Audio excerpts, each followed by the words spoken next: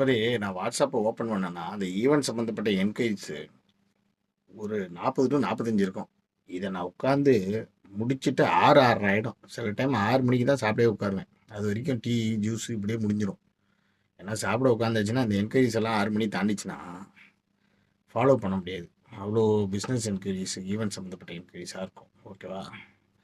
So அதனால் இந்த மாதிரி என்கொயரிஸ்லாம் ஏதாவது ஒரு என்னென்னு வரக்கூடிய மெசேஜை கண்டுபிடிச்சி அதை என்னால் ரிப்ளை பண்ண முடியாது.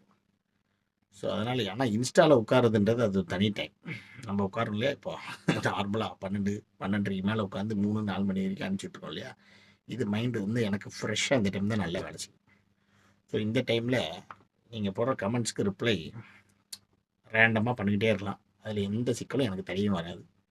ஃபோன் கால்ஸ் அதெல்லாம் டிஸ்டர்பன்ஸ் இருக்காது. ஆனால் பகலில் இந்த பிஸ்னஸ்ன்னு உட்காந்தாச்சுன்னா டெரராக இருப்போம். வேறு எதுவும் டைவெர்ட் ஆக மாட்டோம். Only business calls, quotations.